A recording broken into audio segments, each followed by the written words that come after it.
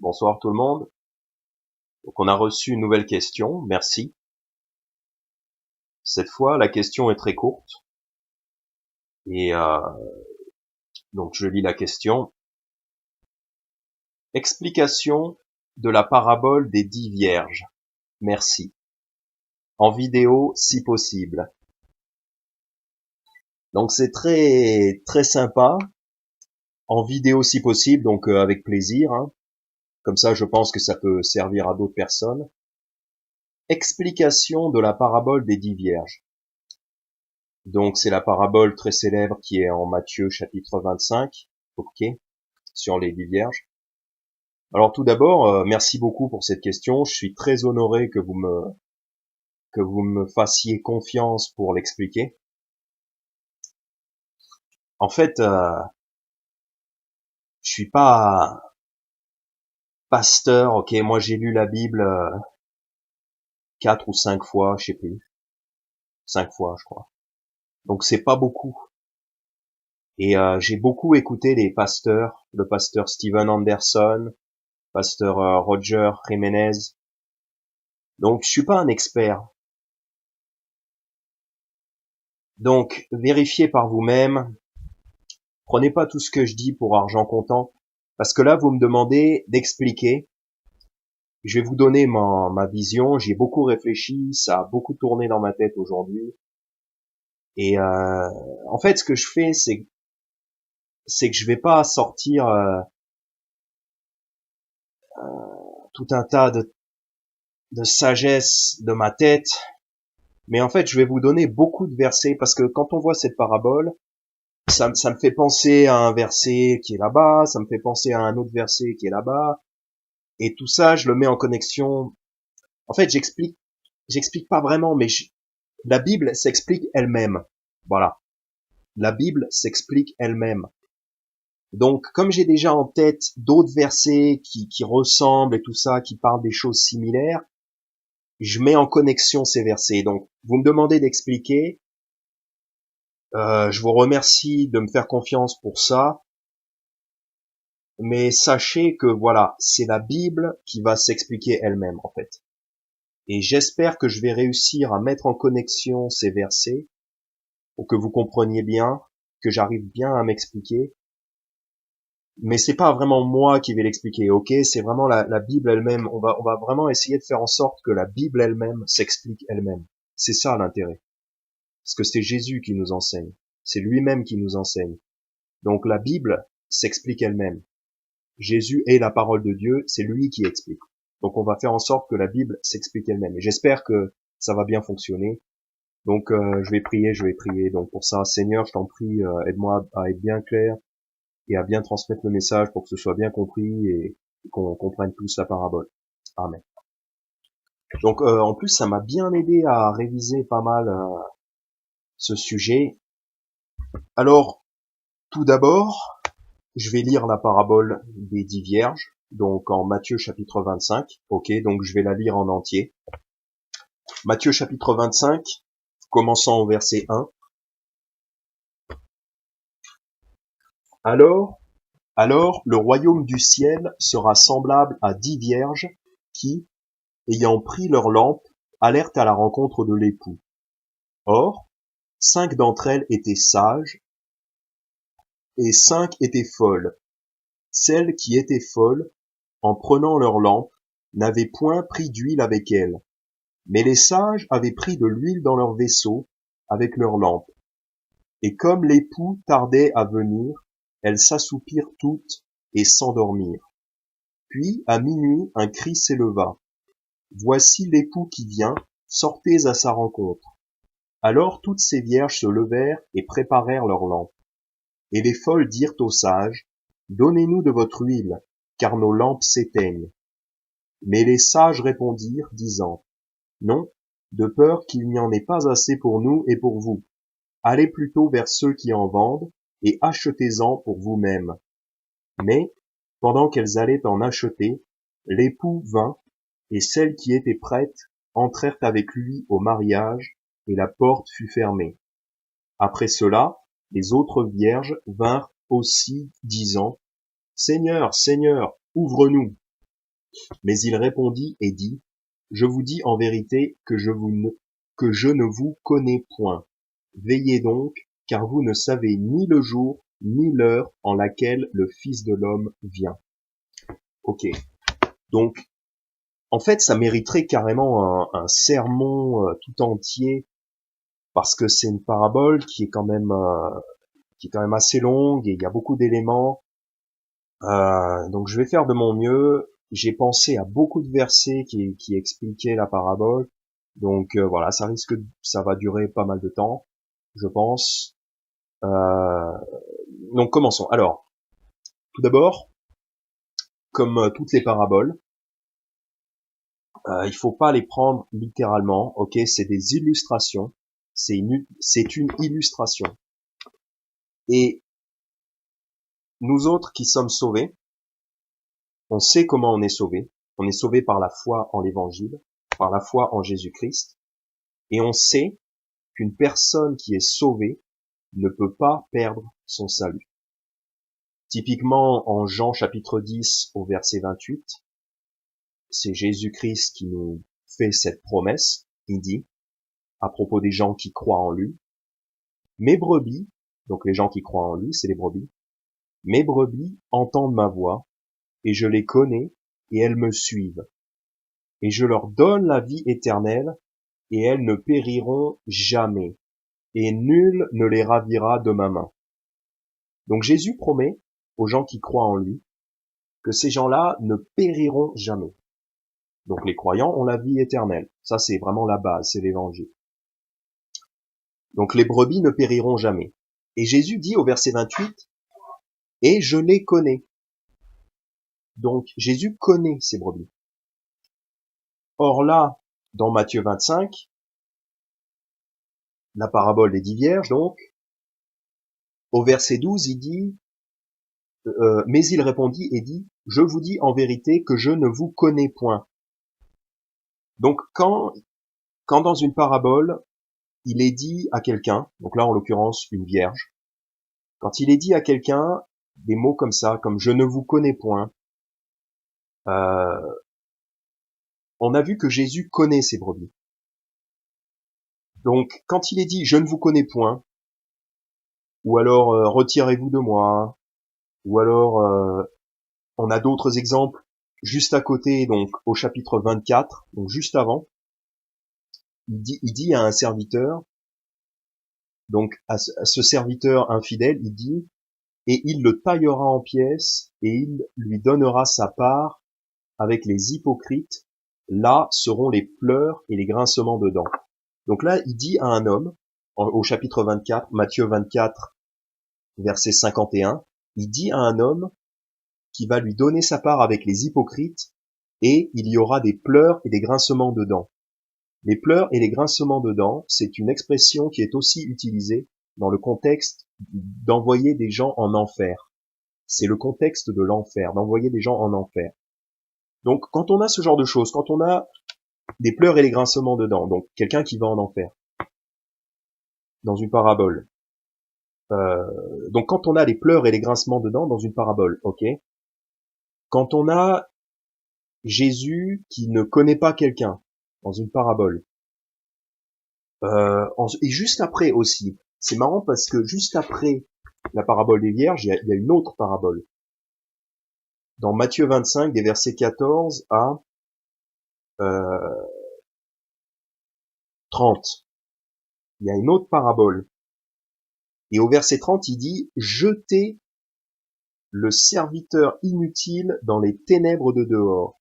Là seront les pleurs et les grincements de dents. » Donc troisième exemple, cette expression aussi, jetez-le dans les ténèbres de dehors. Les ténèbres de dehors, c'est l'enfer. Pareil, c'est une expression qui est utilisée dans le cadre d'envoyer les gens en enfer. Et en plus, il dit, là seront les pleurs et les grincements de dents. Donc, au chapitre 24, il y a quelqu'un qui a des pleurs et des grincements de dents. Au chapitre 25, il y a une vierge, il y a des vierges dont le Seigneur dit qu'il ne les connaît pas. Au chapitre 25, au verset 30, il y a un serviteur qui est jeté dans les ténèbres de dehors, là seront les pleurs et les grincements de dents. Donc dans ces trois cas, ça peut pas parler d'une personne sauvée, ok? Ça peut pas parler d'un individu sauvé. Parce que nous autres, les croyants, on sait, on a compris et on a cru, donc on le sait, car celui qui a reçu son témoignage a scellé que Dieu est véritable. Donc nous autres, on a scellé une bonne fois pour toutes que le salut en Jésus-Christ est gratuit et qu'il ne se perd pas. On ne perd pas le salut. Donc pour nous, c'est réglé. On ne changera jamais d'avis là-dessus. On est sauvé. Donc quand quelqu'un est rejeté, quand quelqu'un est envoyé dans les ténèbres de dehors, ou alors qu'il y a des pleurs et des grincements dedans, on est sûr que ça parle pas d'un individu sauvé. C'est des paraboles. Donc le Seigneur utilise une image. Une parabole, c'est une image, c'est une illustration. Donc le Seigneur utilise une illustration pour nous faire passer une vérité, mais ça s'applique pas littéralement à une personne sauvée, ni dans la première. Donc en Matthieu 24, c'est une parabole aussi. Donc Matthieu 24, la fin du chapitre, c'est une parabole, ni dans ça, ni dans la parabole des vierges, ni dans celle qui vient juste après. Ça s'applique à des personnes sauvées. Dans aucune de ces trois paraboles. Parce que dans ces trois paraboles, on a des gens qui sont rejetés. Et ça utilise un vocabulaire qui est similaire au vocabulaire utilisé pour les gens qui vont en enfer. Donc comme on sait que les gens sauvés ne peuvent pas aller en enfer, on est sûr déjà que ça s'applique pas à des gens sauvés. Donc ça va s'appliquer à autrement, ça va s'appliquer autrement. Donc déjà, rassurez-vous, voilà, parce que souvent les gens lisent cette parabole, ils se disent « Waouh, j'ai peur que je puisse perdre mon salut », mais non, on peut pas perdre son salut. D'ailleurs, c'est ce qu'on a vu, on a vu ça un peu dans la première question-réponse. La dame s'inquiétait un peu, on aurait dit qu'elle avait l'impression que on pouvait perdre son salut si on n'endurait pas jusqu'à la fin. On peut pas perdre son salut. Et là non plus, on peut pas perdre son salut. Euh, donc dans les paraboles, ici il y a trois paraboles. On va étudier celle des vierges, la deuxième. Il y a trois paraboles. Enfin, il y en a quatre, mais en tout cas là, il y en a trois qui, voilà. Quand quelqu'un est rejeté, quand on lui ferme la porte au nez, etc., ça s'applique pas à un individu sauvé. Pour nous, c'est un présupposé. Parce qu'on est sauvé, donc on a déjà compris ça, nous. Parce que si quelqu'un comprend pas ça, il n'est pas sauvé. Donc il peut pas comprendre la Bible. Parce qu'on ne peut comprendre la Bible, on ne peut comprendre la parole de Dieu que si on est sauvé. Parce que si je suis pas sauvé, dans ma tête, je crois qu'il faut faire des bonnes œuvres pour aller au ciel. Donc en fait, quand je vais lire la Bible, je vais tout interpréter comme ça. Donc comme j'ai cette idée-là dans la tête, cette idée fausse, comme quoi il faut faire des bonnes œuvres pour aller au ciel, ben à chaque fois que je vais lire une parabole, je vais l'interpréter en termes de faire des bonnes œuvres. Donc pour moi, si quelqu'un est rejeté, je vais me dire, oulala, c'est quelqu'un qui a pas fait assez de bonnes œuvres. Et ça, c'est les personnes non sauvées qui interprètent la Bible. Pour comprendre la Bible, il faut être sauvé. Il faut avoir compris que le salut est gratuit, juste par la foi, et qu'on ne peut pas le perdre. Donc partant de là, on peut l'interpréter. Les gens qui ne sont pas sauvés, en fait, tout les fait trébucher. Ils lisent ça, ils comprennent pas. Et d'ailleurs, Jésus en parle, je vais pas m'étendre là-dessus, mais Jésus en parle que les gens non convertis, ils comprennent pas les paraboles. C'est pour ça que Jésus leur parle en parabole, parce qu'en voyant, ils ne voient pas, ils entendent, mais ils ne perçoivent pas. Bref, c'est tout un autre sujet. Donc tout ça pour dire que nous, les convertis, les vrais convertis, ceux qui ont cru l'évangile, on a comme un axiome basique qui nous permet de tout interpréter. Cet axiome basique, c'est que le Seigneur connaît ses brebis et il ne rejette pas quelqu'un qui est sauvé. Donc, quand on voit dans une parabole quelqu'un qui est rejeté, on sait que ce quelqu'un de la parabole, ce personnage de la parabole, ne représente pas une personne sauvée. Ça représente quelque chose d'autre. Voilà. Donc, les 10 vierges ici, ça représente pas des personnes sauvées. Ça représente autre chose. Alors, qui sont les personnages de cette parabole? Donc, tout d'abord, on a l'époux, donc au verset 1, alors le royaume du ciel sera semblable à 10 vierges qui, ayant pris leur lampe, alertent à la rencontre de l'époux. Donc on a un époux. Qui est l'époux? En général, c'est pas compliqué. L'époux, ça fait toujours, c'est toujours Jésus-Christ. Euh, Jésus-Christ est l'époux.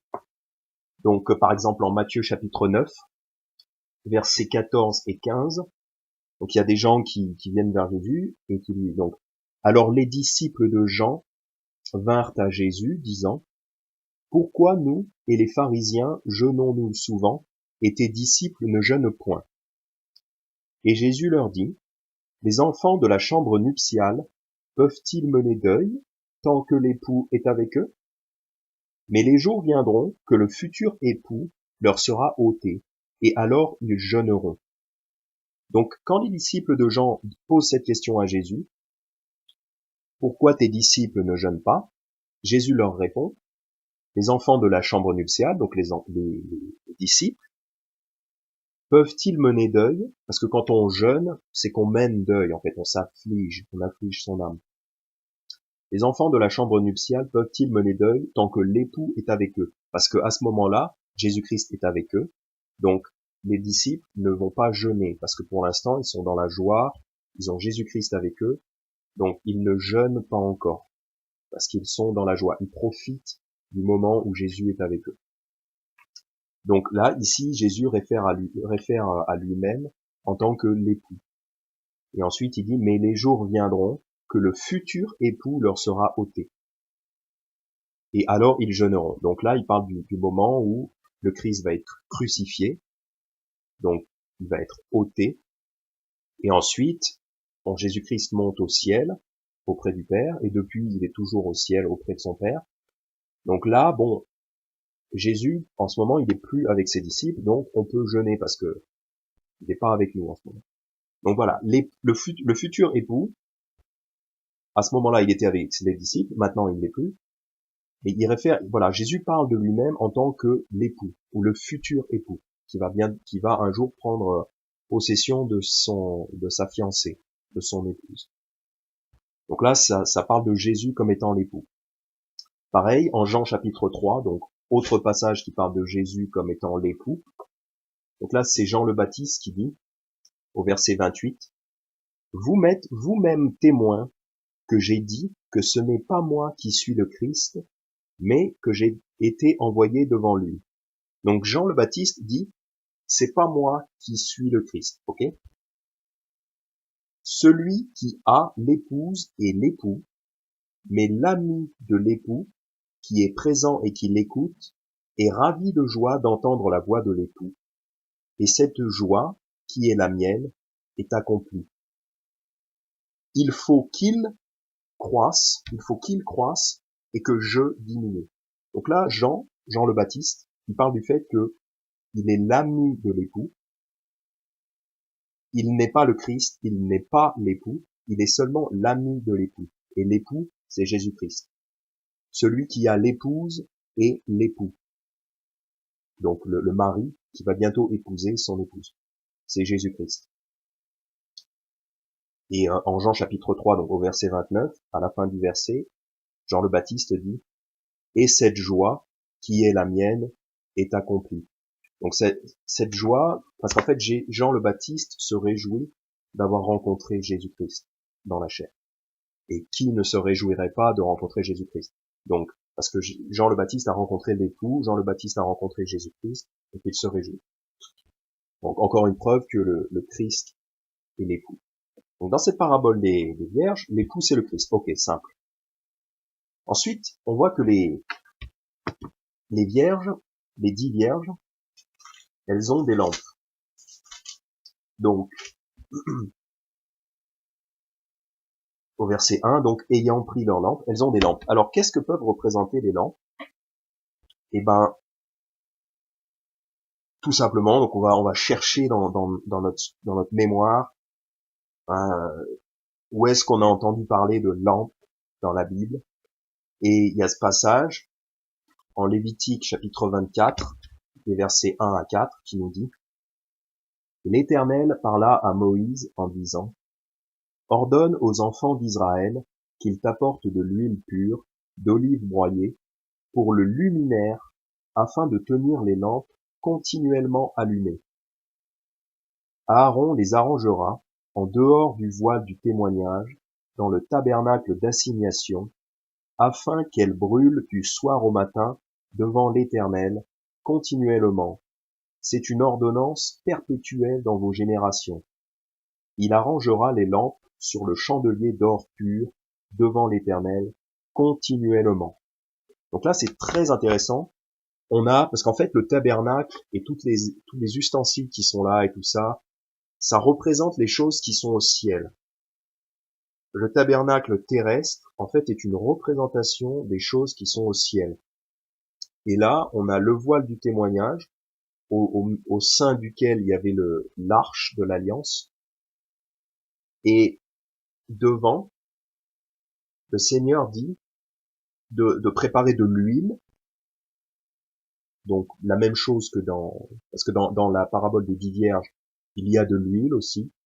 Et là, en Lévitique, donc l'Éternel ordonne à Moïse de préparer de l'huile pour le luminaire afin de tenir les lampes continuellement allumées.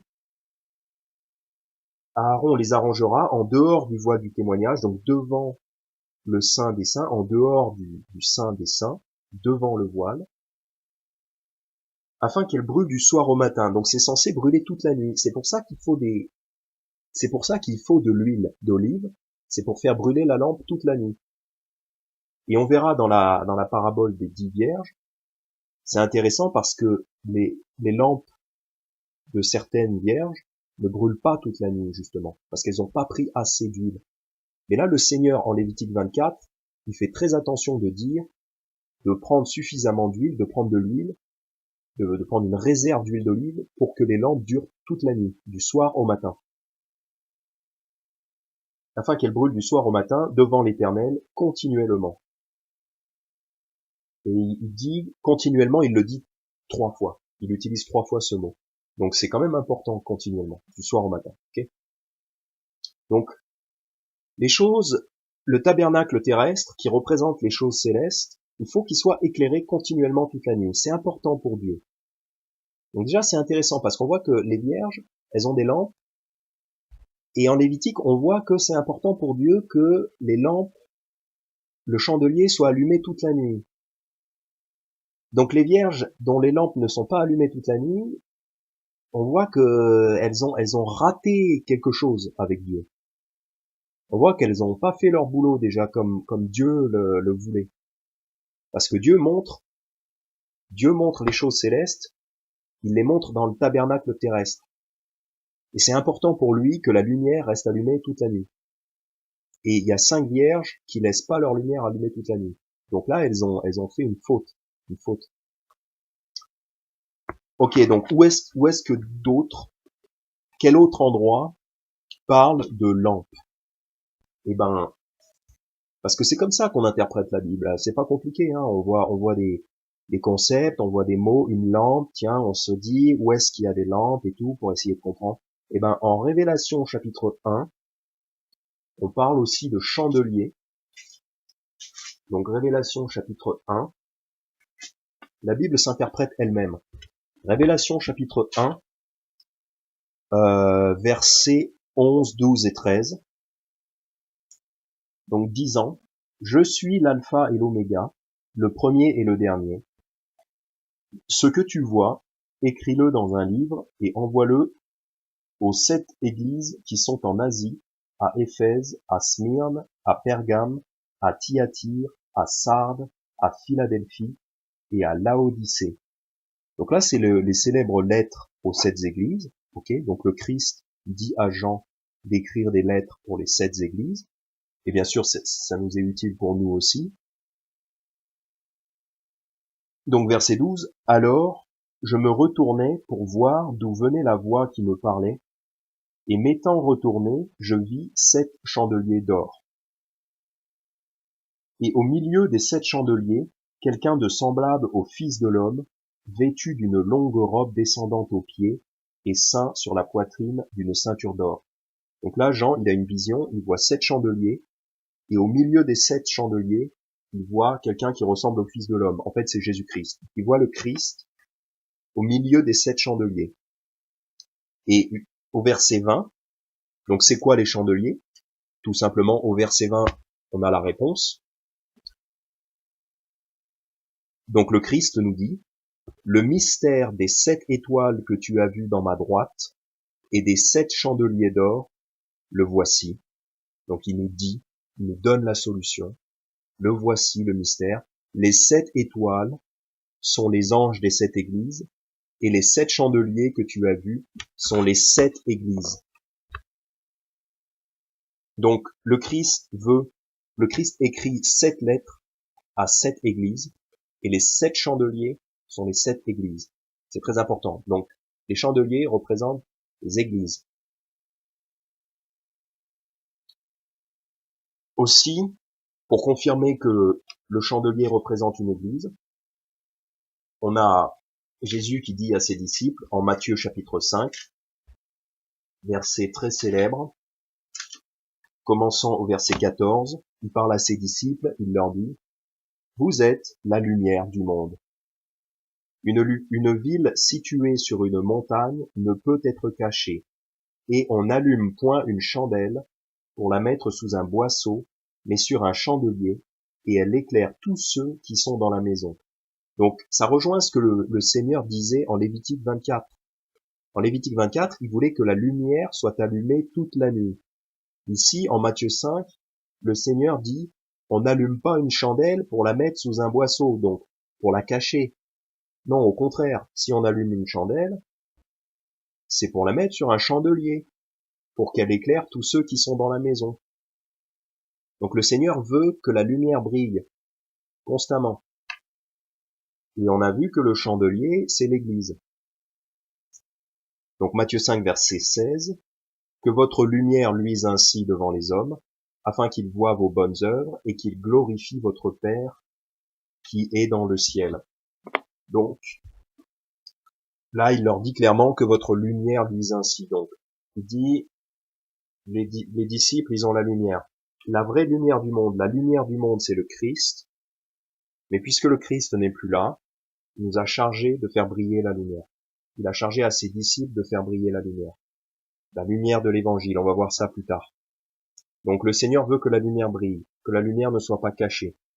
En Révélation, chapitre 1, on a vu que les chandeliers représentent les églises. En Lévitique, chapitre 24, on a vu que le Seigneur veut que la lumière du chandelier brille continuellement. Et en fait, la lumière du chandelier dans le tabernacle doit briller continuellement pour éclairer les choses de Dieu, pour mettre les choses de Dieu en évidence, pour que les gens puissent comprendre. Parce que si on est dans le tabernacle parce que c'est une tente, c'est fermé, s'il n'y a pas de lumière à l'intérieur, s'il n'y a pas une chandelle pour éclairer, on n'y voit rien. Donc on comprend rien de ce qui se passe.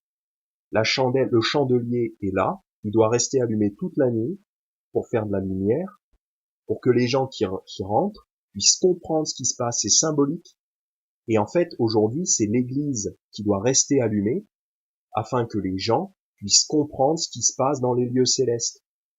À l'époque, en Lévitique, il fallait que le chandelier reste allumé pour que les gens comprennent ce qui se passe dans le tabernacle terrestre.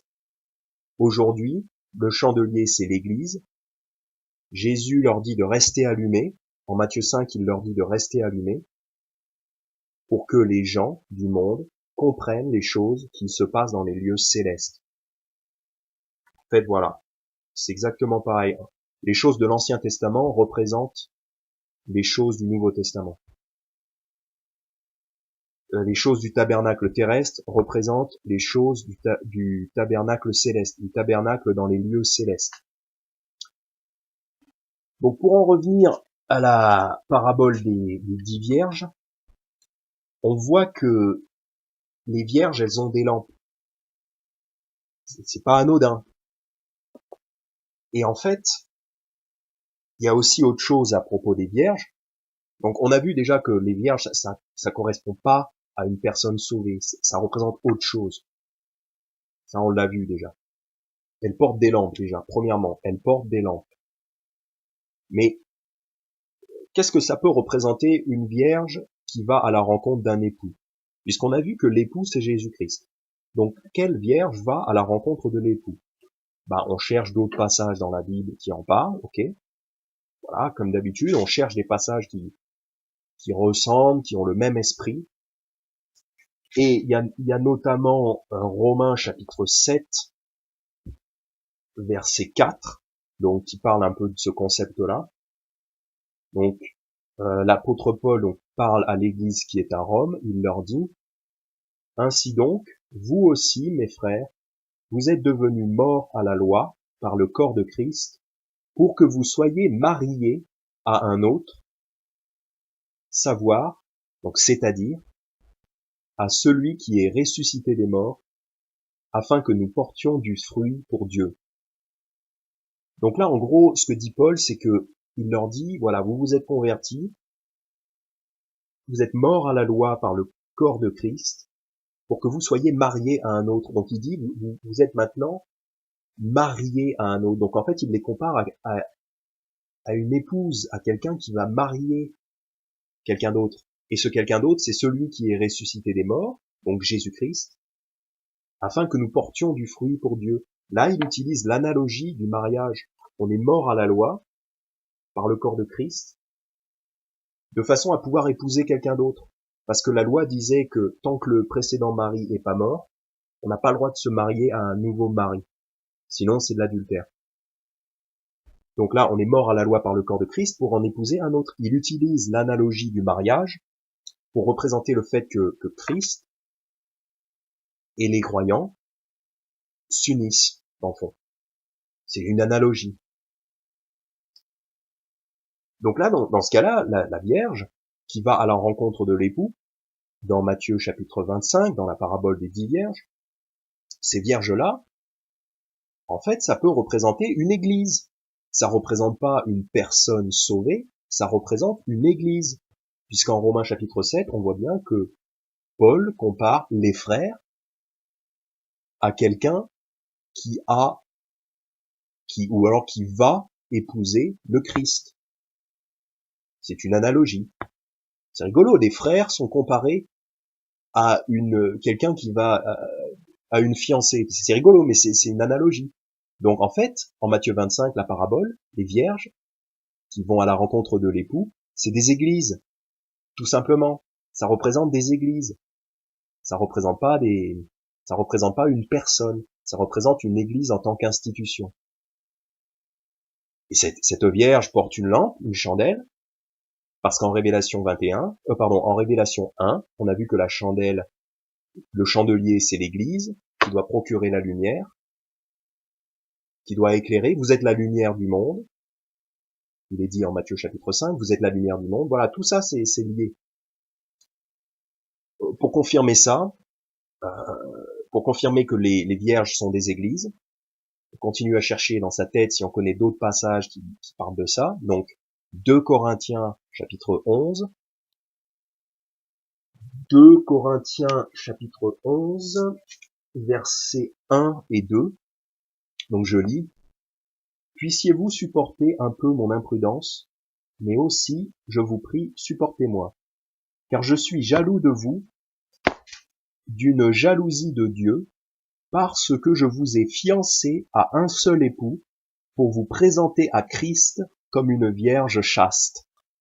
Voilà, ça c'était ma botte secrète. C'est le verset qui prouve qu'une vierge représente une église. Parce qu'ici, l'apôtre Paul s'adresse à l'église de Corinthe. C'est dans la lettre aux Corinthiens, donc il s'adresse à l'église de Corinthe. Et il dit, je suis jaloux de vous. Donc il s'adresse à un groupe de personnes. Il s'adresse à l'église. Je suis jaloux de vous parce que je vous ai fiancé à un seul époux. Donc là, pareil que dans Romains 7, il compare une église, il compare un groupe de croyants à une vierge, à une fiancée. C'est rigolo encore, c'est une analogie, c'est une image. Je vous ai fiancé à un seul époux. Donc il y a qu'un seul Christ, ok, il y a qu'un seul sauveur, il y a qu'un seul évangile, il y a qu'un seul époux.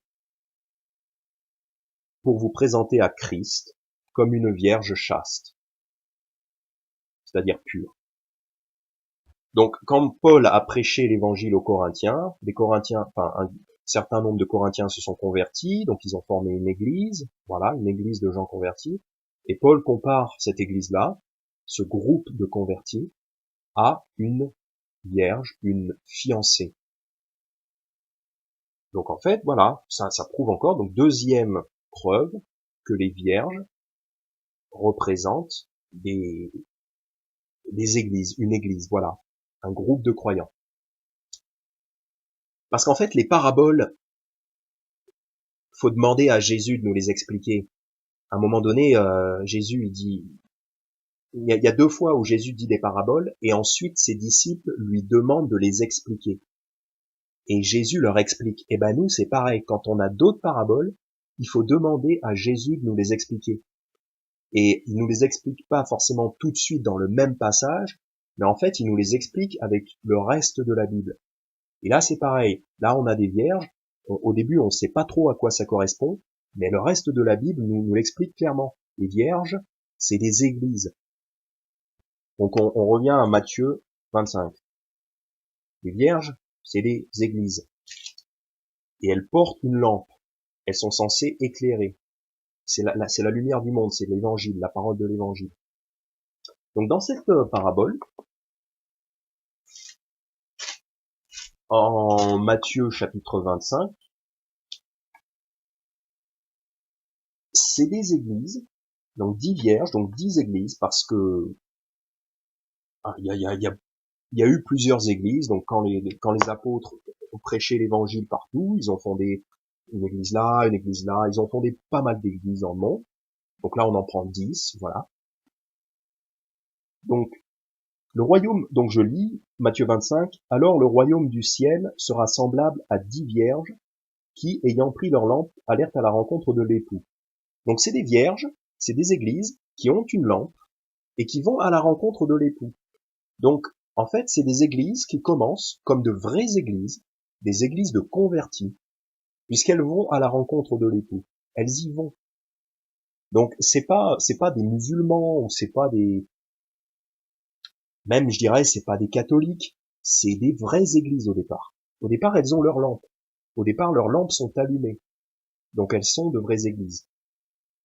Puisqu'au verset 1, le verset 1 dit qu'elles vont à la rencontre de l'époux. Et faut garder à l'esprit donc qu'en Lévitique 24, il nous disait donc c'est très important de garder la lumière allumée. Le Seigneur veut qu'on garde cette lumière allumée. Et on va voir que la moitié des vierges, leur lumière s'éteint. Donc verset 2, or 5 d'entre elles étaient sages et 5 étaient folles. Celles qui étaient folles, en prenant leur lampe, n'avaient point pris d'huile avec elles.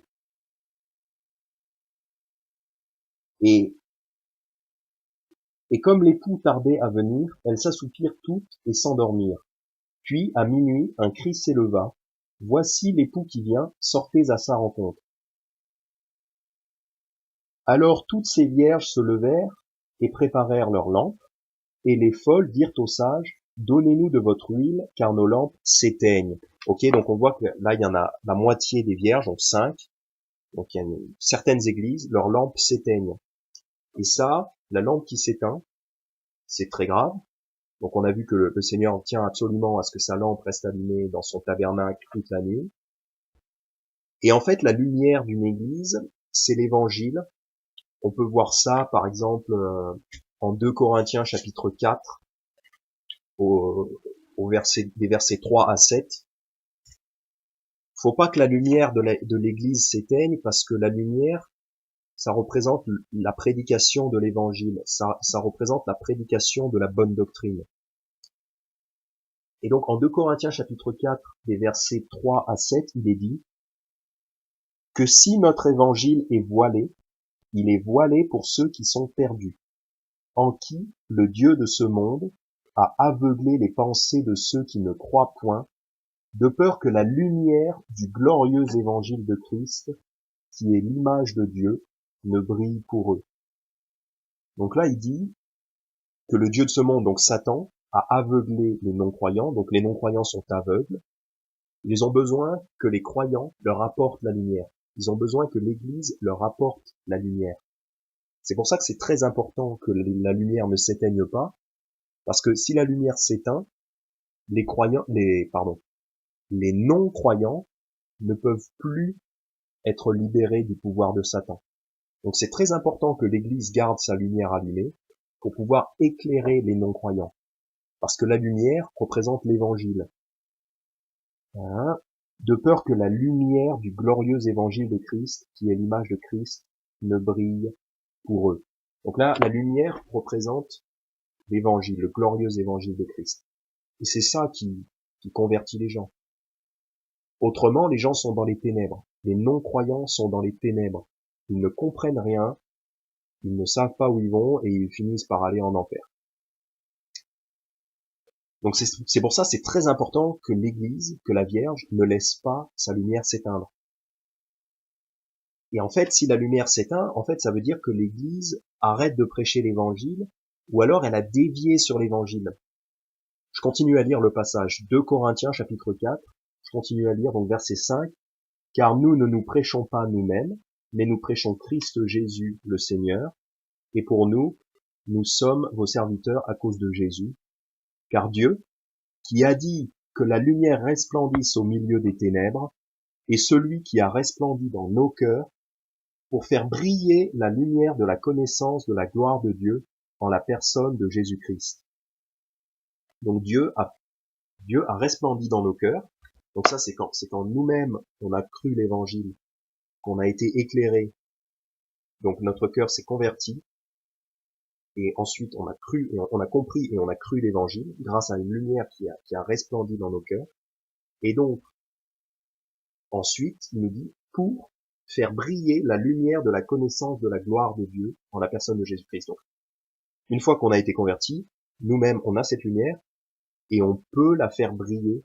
Et cette lumière, c'est la connaissance de la gloire de Dieu. C'est la connaissance. Donc, cette lumière du chandelier, qui ne doit pas s'éteindre, c'est la prédication, représente la prédication de la bonne doctrine.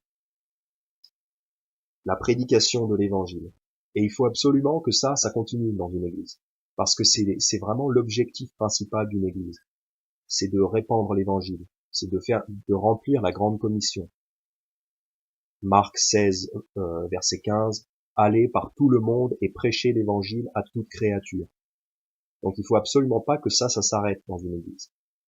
Dans la parabole des 10 vierges, on voit qu'il y en a 5 pour lesquelles ça s'arrête. Leurs lampes s'éteignent et elles ont plus d'huile. En Lévitique 24, on avait vu que le Seigneur avait dit à Moïse de garder de l'huile pour que les lampes restent allumées. Mais là, en Matthieu 25, dans la parabole des 10 vierges, on voit qu'elles n'ont pas assez d'huile, donc les lampes s'éteignent. Donc elles arrêtent de prêcher l'évangile, ces églises-là ont perdu la bonne doctrine, donc leurs lampes s'éteignent. Alors, Matthieu 25, donc on voit au verset 6, « Puis à minuit, un cri s'éleva, voici l'époux qui vient, sortez à sa rencontre. » Donc au milieu de la nuit, à minuit, on a les signes de l'époux qui arrive. Donc en fait ça, c'est les signes que le Christ revient bientôt. Parce que là, on est dans Matthieu 25. Le contexte, depuis le début de Matthieu 24, c'est le retour du Christ. Relisez le passage, vous allez voir, le contexte, c'est le retour du Christ. Donc de Matthieu 24 jusqu'à la fin de Matthieu 25, Jésus enseigne à propos de la fin du monde et de son retour. Il faut le garder à l'esprit. Et ici, en Matthieu 25, au verset 6, l'époux vient. Donc en fait, c'est au moment du retour du Christ, on voit que il y a certaines des églises qui brillent encore, donc elles ont encore la lumière de l'évangile, elles ont encore la bonne doctrine et elles l'enseignent. Il y a certaines églises qui n'ont plus la bonne doctrine, elles ont dévié sur l'évangile, elles ne brillent plus, elles sont éteintes. Et on voit ensuite, elles vont aller à la rencontre, elles veulent aller à la rencontre, mais elles peuvent pas y aller parce que c'est la nuit. Et la nuit, il fait noir. Si on n'a pas de lampe, on peut pas marcher dans le noir. Et les gens qui n'ont pas la lumière de la parole de Dieu, ils marchent dans le noir. Et là, les vierges, dans Matthieu 25, elles peuvent pas aller à la rencontre de l'époux parce qu'elles ont plus leur lumière, donc elles marchent dans le noir. C'est pour ça qu'elles peuvent pas y aller. Elles peuvent pas aller à la rencontre de l'époux tout de suite. En Jean chapitre 8 au verset 12, Jésus nous dit, verset très célèbre, Jésus parla encore au peuple et dit, je suis la lumière du monde. Celui qui me suit ne marchera point dans les ténèbres, mais il aura la lumière de la vie. Donc celui qui me suit, si une église arrête de suivre le Christ, au fil des années, peut-être une église va faiblir, va arrêter de suivre le Christ, pour une raison ou pour une autre, l'église dévie, et ça arrive, on va le voir plus tard, ça arrive, l'église dévie, elle arrête de suivre le Christ, et ben le Christ, il garantit pas que cette église-là aura toujours la lumière, puisqu'il dit, je suis la lumière du monde, celui qui me suit ne marchera pas dans les ténèbres. Autrement dit, si vous ne suivez pas, vous marchez dans les ténèbres, et là, vous êtes mal, vous n'y voyez rien, vous ne savez pas où vous allez. En Jean chapitre 12, versets 35 et 36, Jésus nous dit aussi, la lumière est encore avec vous pour un peu de temps, donc ça c'est quand Jésus était sur terre, marchez pendant que vous avez la lumière, de peur que les ténèbres ne vous surprennent, car celui qui marche dans les ténèbres ne sait où il va. Donc ces églises-là, ces vierges, ces églises qui n'ont plus leur lumière, elles marchent dans les ténèbres. Ça veut dire qu'elles ont arrêté de suivre la parole de Dieu. C'est des églises qui s'écartent de l'enseignement biblique. À un moment donné, peut-être que le pasteur a été trop feignant pour prêcher toute la Bible, il a dévié, ils sont tombés dans les traditions plutôt que dans l'enseignement de la Bible, ils ont arrêté de suivre la Bible et d'étudier la Bible, et ils ont, petit à petit, leur lumière s'est éteinte. Et là, ils marchent dans les ténèbres. Ils savent pas où ils vont. Ils peuvent pas arriver. Quand le Christ vient, ces églises-là ne peuvent pas aller à sa rencontre. Leur lumière s'est éteinte. Et ensuite, en Jean chapitre 12, versets 45 et 46, donc Jésus dit encore, « Et celui qui me voit celui qui m'a envoyé. Moi, la lumière, je suis venu dans le monde, afin que quiconque croit en moi ne demeure point dans les ténèbres. » Donc, encore une fois, Jésus dit, voilà, si vous croyez en moi, vous n'êtes pas dans les ténèbres. Si vous me suivez, vous avez la lumière de la vie. Vous ne marchez pas dans les ténèbres. Il dit aussi, marchez pendant que vous avez la lumière, de peur que les ténèbres ne vous surprennent. Car celui qui marche dans les ténèbres ne sait où il va. Donc il nous met en garde, il nous dit, faites attention, la lumière c'est très important. Si vous avez plus la lumière, vous marchez dans les ténèbres. Donc ça, ces vierges-là, dont la lumière s'éteint, elles peuvent pas aller à la rencontre du Christ. En fait, c'est des églises qui ont bien commencé, qui au fil du temps se sont éloignées de l'enseignement biblique, petit à petit, de pire en pire, au fil des années, peut-être au fil des décennies, elles ont commencé à s'écarter de la doctrine biblique, de pire en pire, et il se trouve que, au beau milieu de la nuit, elles se trouvent que leurs lampes sont éteintes, et elles ont plus de quoi les rallumer, elles ont plus d'huile, elles ont plus la ressource. L'huile, des fois, je m'étendrai pas là-dessus, mais des fois, ça représente le Saint-Esprit, donc en fait, c'est carrément une église qui n'est plus une vraie église de Dieu, en fait, parce qu'elle n'a plus l'Esprit de Dieu. J'explique, et là, en fait, c'est presque une deuxième partie de mon explication de ce soir, parce qu'en fait, voilà, on a vu que ces vierges-là sont des églises qui, à un moment donné, perdent la lumière, elles perdent la parole de Dieu, elles arrêtent d'enseigner le vrai évangile, et donc, elles marchent dans les ténèbres. Comment est-ce possible? Parce qu'elles ont bien commencé. Au début, elles avaient de la lumière. Au début, elles allaient à la rencontre de l'époux, au verset 1. Et à un moment donné, elles ont plus de lumière. Elles peuvent plus aller à la rencontre de l'époux. Et en fin de compte, d'ailleurs à la fin de la parabole Matthieu 25, on voit que Jésus leur dit, je ne vous connais pas. Je ne vous connais pas. Au verset 12, je vous dis en vérité que je ne vous connais point. Donc en fait, il leur dit, je vous connais pas. Ça veut dire que c'est des églises qui sont plus considérées comme des vraies églises de Dieu. Comment est-ce possible? C'est des églises qui sombrent dans l'apostasie. Parce qu'en fait, d'ailleurs on voit en Matthieu 25 au verset 13, Jésus leur dit, veillez donc, car vous ne savez ni le jour ni l'heure en laquelle le Fils de l'homme vient. Donc, vous ne savez ni le jour ni l'heure en laquelle le Fils de l'homme vient. Ça parle de son retour, ça parle du retour du Christ. Donc en fait, ça s'applique pas à une personne, puisque une personne qui vivait à cette époque, elle n'allait pas voir le retour du Christ dans sa vie. Donc quand Jésus dit de veiller, c'est un commandement qui s'applique à la fois aux disciples de l'époque, mais c'est un commandement qui se transmet au travers des générations, parce que de génération en génération, il faut que les églises veillent pour pas laisser s'éteindre leur lumière. Il faut que les églises continuent à prêcher et à étudier la bonne doctrine, à défendre la bonne doctrine, parce que sinon, elles vont être surprises quand le Christ vient, parce qu'elles seront dans le noir, elles auront perdu la vraie doctrine. Et en fait, c'est des églises qui petit à petit dévient de la vraie doctrine, donc tous les gens sauvés qui sont là-dedans, comme ils voient bien que la doctrine change, ils s'en vont.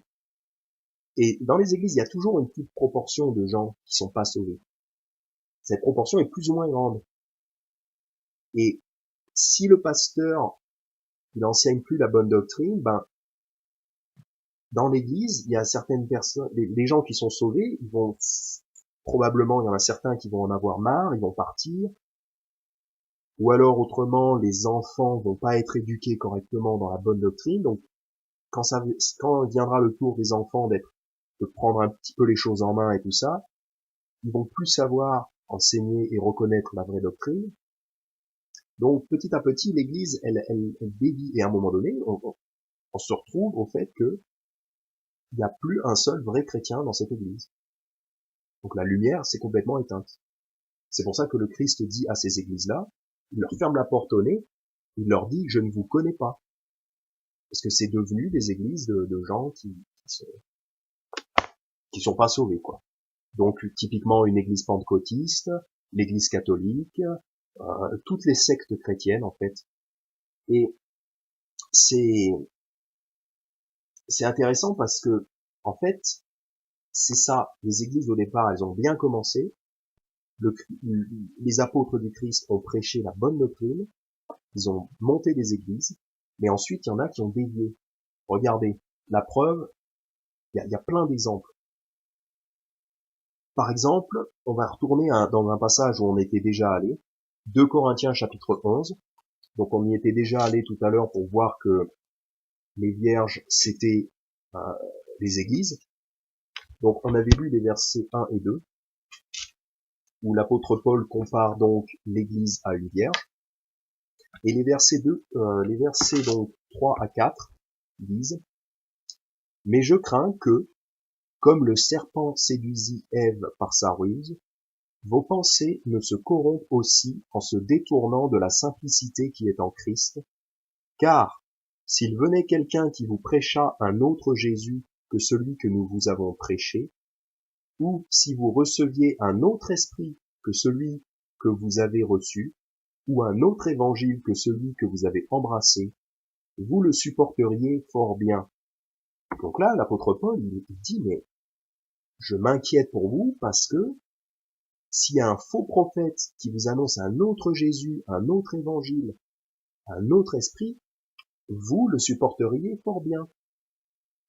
Ça ne veut pas dire qu'un croyant, individuellement, va arrêter de croire le vrai évangile et qui va se mettre à croire en un salut par les œuvres. Certes, ça ne veut pas dire ça.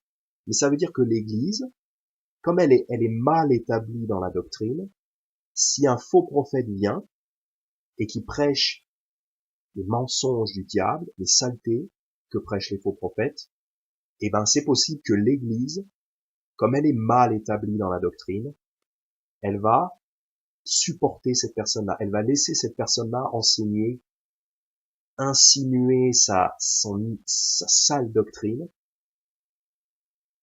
et parce qu'au verset 4 il dit ou un autre évangile que celui que vous avez embrassé, vous le supporteriez fort bien. Les Corinthiens ont reçu le vrai évangile, mais comme ils sont mal établis dans la doctrine, si un faux prophète vient, il risque fort de se laisser corrompre par ce faux prophète. L'Église est en danger. Un croyant qui croit l'évangile ne peut pas arrêter de croire le vrai évangile. Mais une église peut dévier. Par exemple, on voit ça avec les gens qui disent qu'il faut se repentir de ses péchés pour être sauvé. Ça peut vouloir dire tout un tas de choses, en fait. Des fois, les gens qui disent ça, ils sont sauvés, mais ils utilisent mal le vocabulaire. Ils sont là.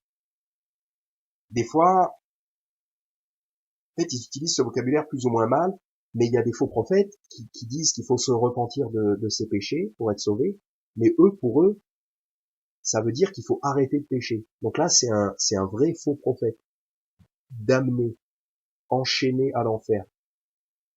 Mais les deux utilisent des fois le même vocabulaire. Le sauvé, le sauvé qui utilise cette expression qu'il faut se repentir de ses péchés pour être sauvé, il est mal établi dans la doctrine, donc il utilise mal le vocabulaire biblique. Le faux prophète, il utilise le même vocabulaire, mais lui, il enseigne un faux salut. Donc, le faux prophète, il attire le sauvé qui est mal établi, il l'attire. Et petit à petit, les gens, ils se mettent à dire des choses qui sont pas correctes. Et même si dans le fond, ils croient le vrai évangile, bah, petit à petit, l'église dévie. Et au fil des années, cette église risque de devenir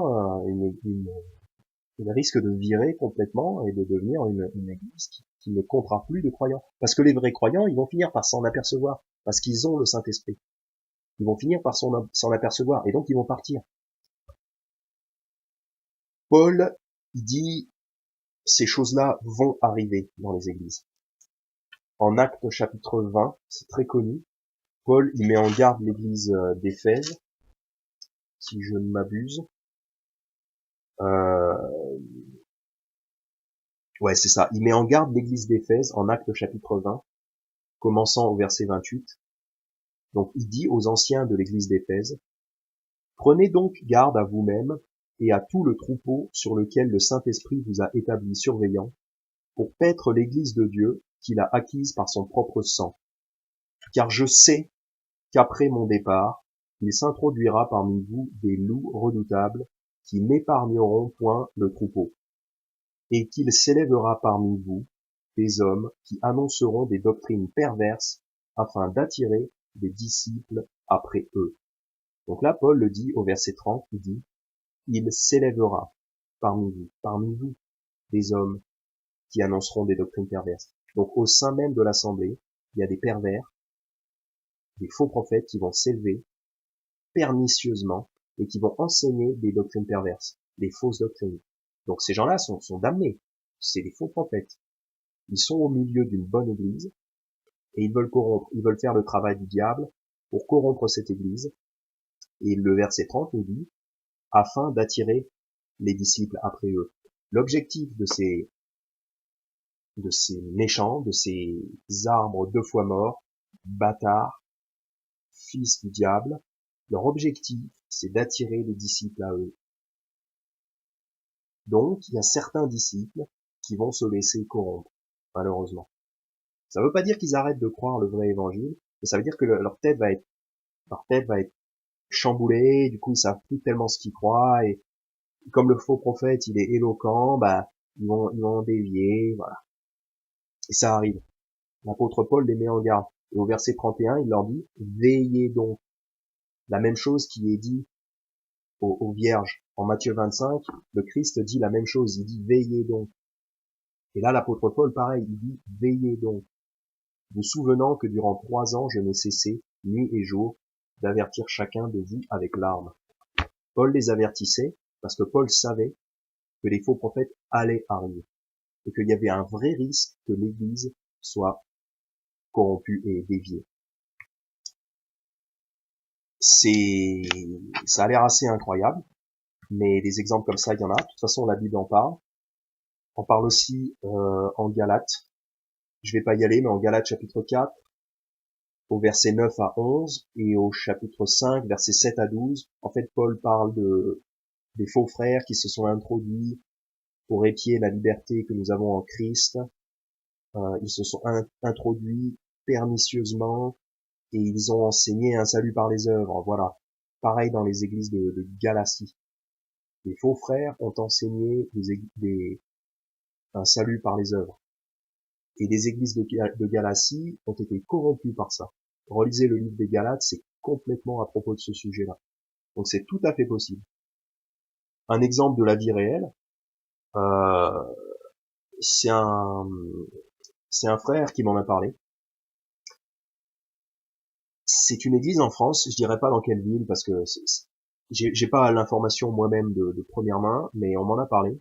Une église en France qui était une bonne église, et puis elle a fini par virer calviniste parce qu'en fait il y a eu un nouveau pasteur et ce pasteur est calviniste et donc petit à petit l'église a viré calviniste. Et il y avait personne d'assez fort dans la doctrine pour dire non, pour virer ce faux prophète. Il y avait personne d'assez fort et d'assez bon sur la doctrine pour le virer. Et donc le faux prophète a pris l'église et l'église a viré calviniste. Donc quand on vire calviniste, on n'enseigne plus le vrai évangile. Là, la lumière s'est éteinte. D'ailleurs, les calvinistes, un vrai calviniste, je veux dire, il prêche pas l'évangile. Donc il y a aucune lumière qui brille. Donc là, l'église, elle vaut plus rien, c'est zéro.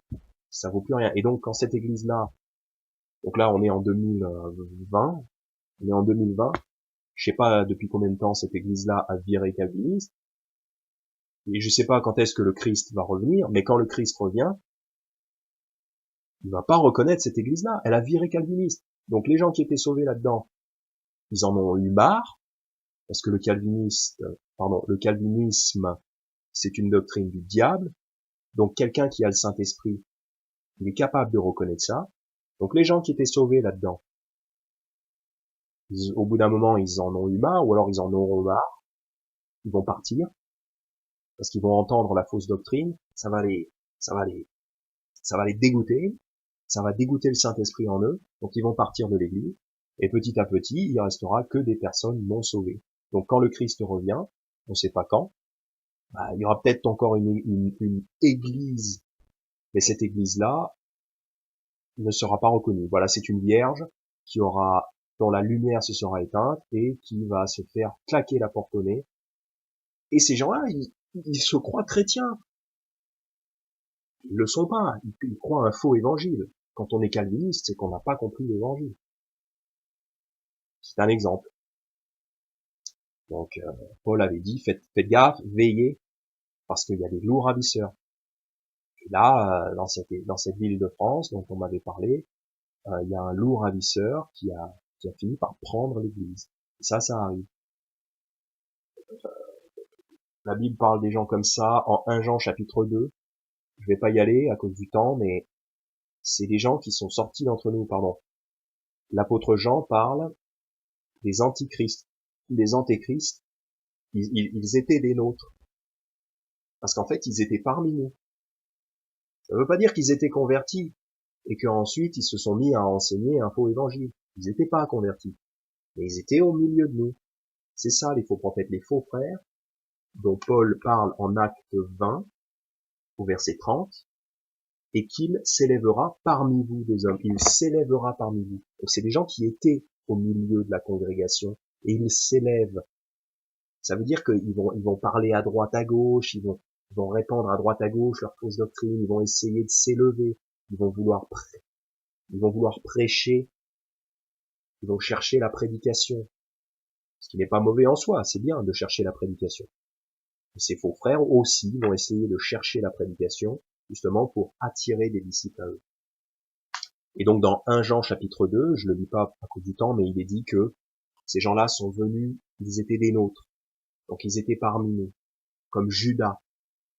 Judas, l'un des 12, bah, il était parmi les disciples, il était en même temps, il était parmi eux. Et ils étaient parmi nous, mais ils sont sortis, ils se sont manifestés, donc ils ont commencé à dire des saletés, ils ont commencé à dire les fausses doctrines, voilà. Et, ces gens-là sont un danger.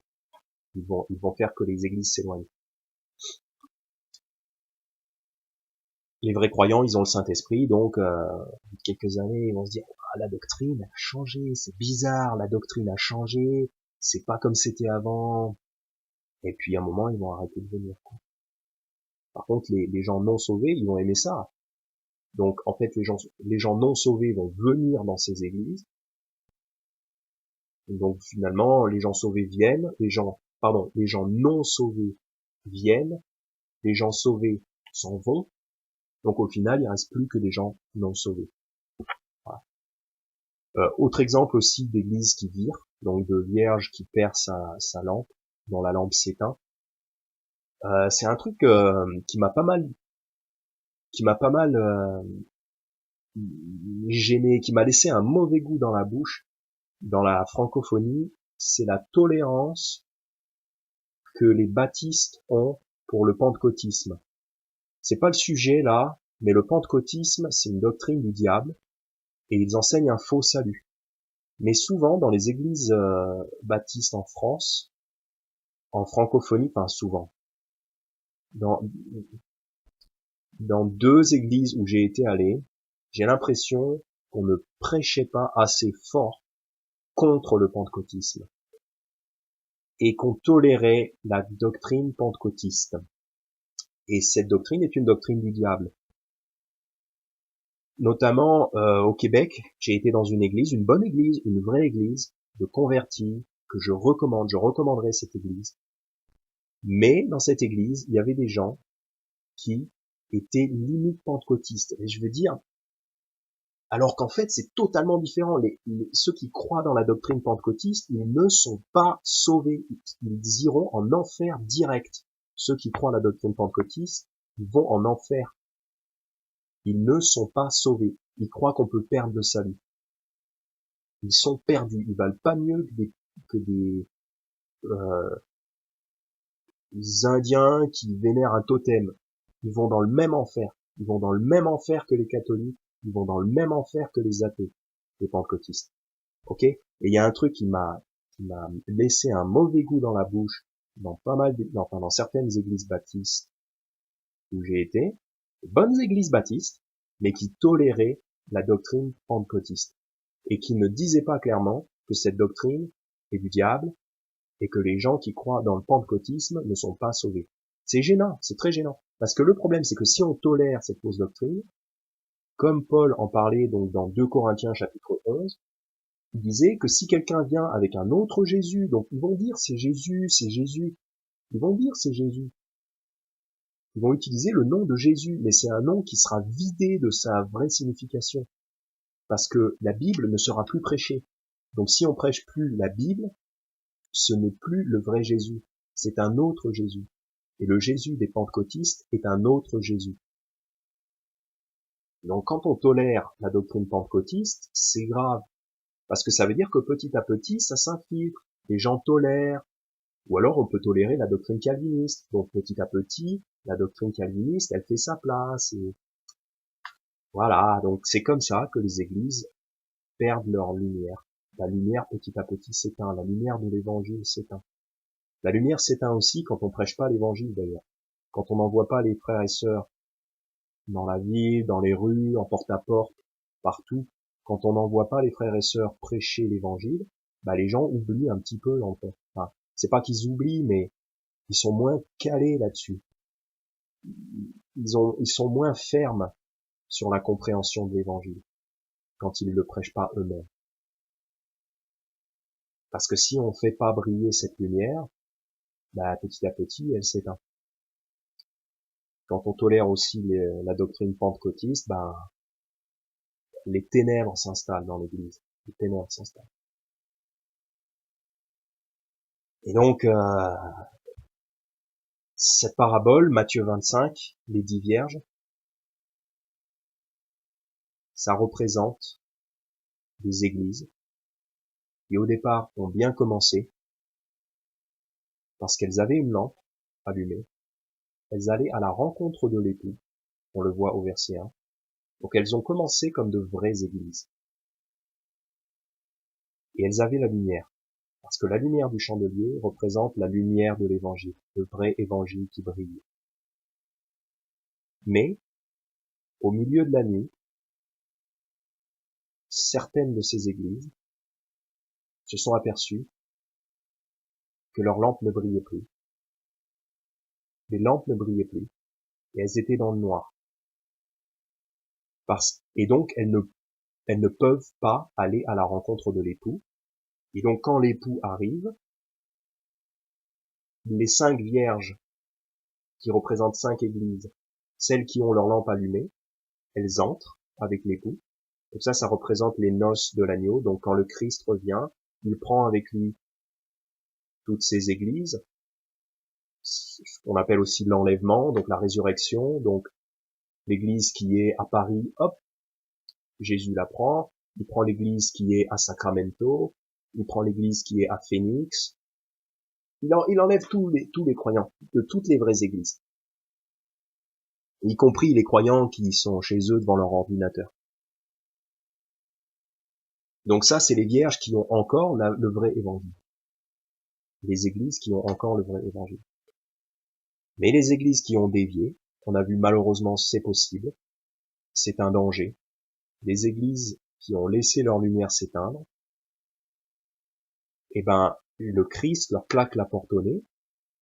Bah ça, c'est lors du retour du Christ. Parce que souvenez-vous, le contexte de Matthieu 25, c'est la fin des temps, le retour du Christ.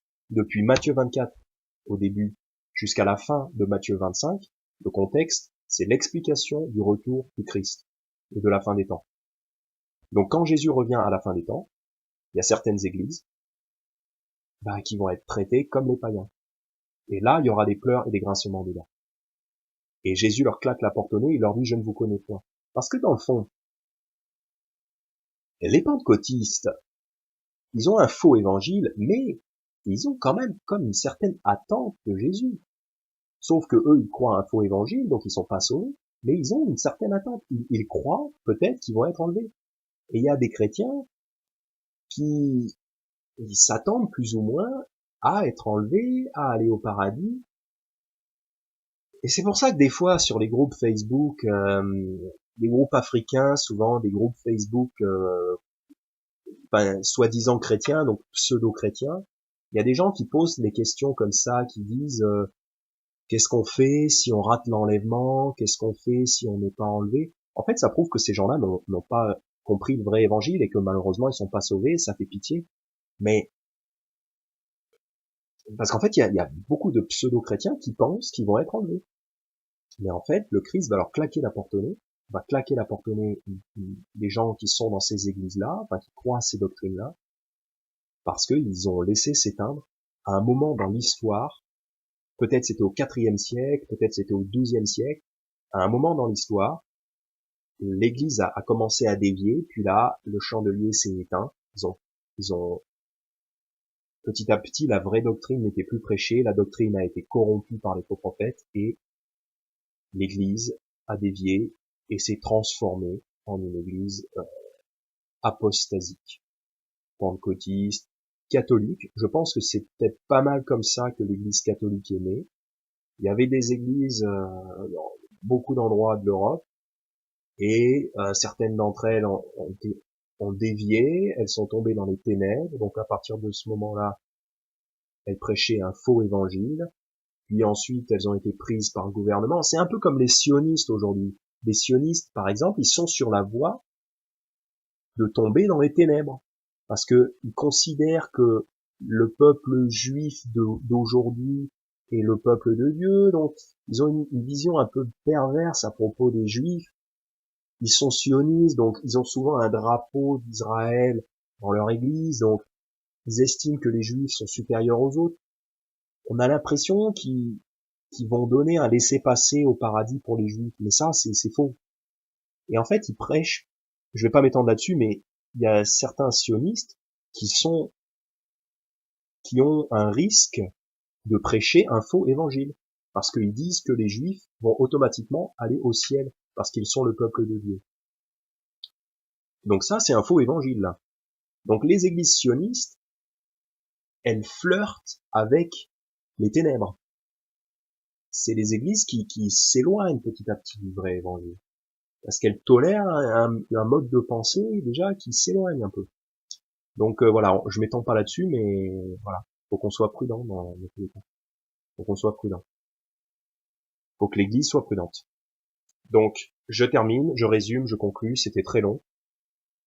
Les vierges sont des églises, et au fil de l'histoire, certaines des églises qui ont bien commencé ont dévié de la bonne doctrine à cause de faux prophètes qui les ont infiltrés. Ces églises-là n'ont pas su conserver la saine doctrine, et donc, quand le Christ revient, il se trouve que ces églises-là, qui se nomment elles-mêmes des églises chrétiennes, donc elles sont soi-disant chrétiennes, et ben en fait Jésus leur claque la porte au nez. Donc les gens qui sont dans ces églises-là, s'ils croient à la doctrine enseignée par ces églises-là, ils vont en enfer. La doctrine ne parle pas d'un homme qui va en enfer, ok? Pardon, la parabole, c'est pas à propos d'un homme qui irait en enfer. C'est à propos d'une église qui n'est pas reconnue par Dieu, voilà, que Dieu ne connaît pas. Voilà. Et donc c'est pour ça, en conclusion, Matthieu chapitre 25 au verset 13, le Christ nous dit, veillez donc, car vous ne savez ni le jour, ni l'heure en laquelle le Fils de l'homme vient. Donc, il a dit ça à ses disciples au départ. Veillez donc, veillez. Ça veut dire que tout au long de l'histoire, il faut que les églises fassent attention à la doctrine. Il faut qu'elles veillent. Parce que vous ne savez pas quand le Christ revient.